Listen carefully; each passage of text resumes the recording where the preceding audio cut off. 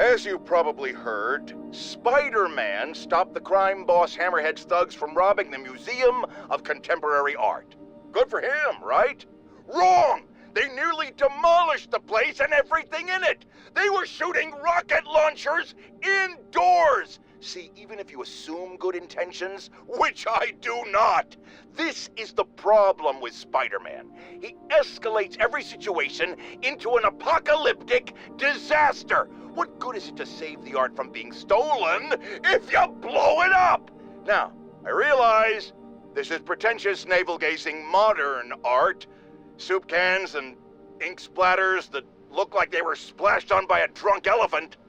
But I'm not an art critic. I just know what I don't like.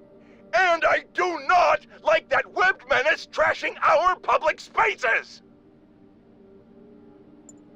If you followed my career, and of course you have, you know I notched my first big bylines covering the Maggia crime families. The media's declared them dead more than once, but not unlike cockroaches, they always come back, just like they're doing now. I hear people make excuses for them. They're not so bad. They follow rules, unlike the demons or the cartels. Ha! And that's true. Until they go to war with each other. Then bullets fly, cars explode, horses lose their heads. And my Jonah sense tells me there's a gang war brewing. So hold on to your cannolis, folks. Come on, Jared, that's not an ethnic slur. I like cannolis.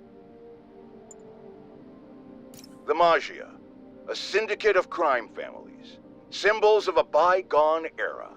Don Fortunato, Don Cicero, Don Macchio, just to name a few.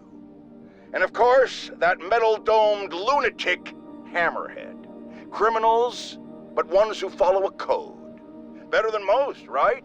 Wrong! They toss their code out the window the second it's inconvenient, because a criminal is a criminal, and they are by definition cowards, lowlifes, and scum. I brought down the Maggia virtually single-handed in the 80s and early 90s, and let me tell you right now, I stand ready to do it again. I am not afraid of them, not one bit. You want me?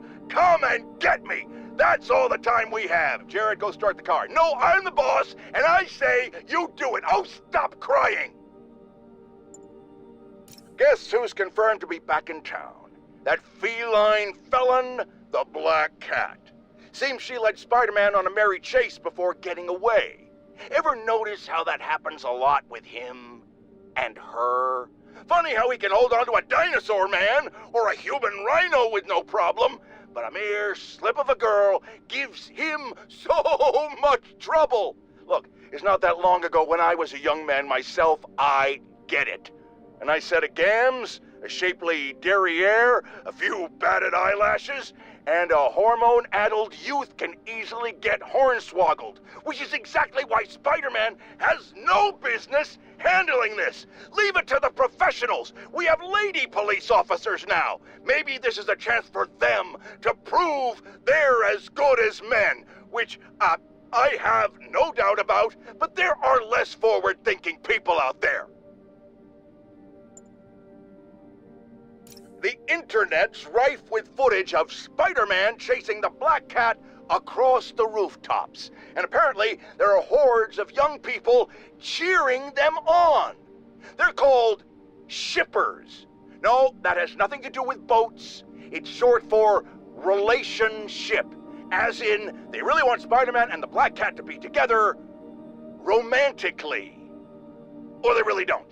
And they have quite intense arguments about it. Flame wars, I believe is the term. You know, in my day, we didn't have time for flame wars about shipping. You know why? Because we had jobs. So here's Jonah Jameson's public service announcement to our youth. You're into shipping? Join the Navy! Bar fights are nothing new in this town. But the one that cleared out the Blackwing Tavern wasn't just your typical beer-fueled brawl.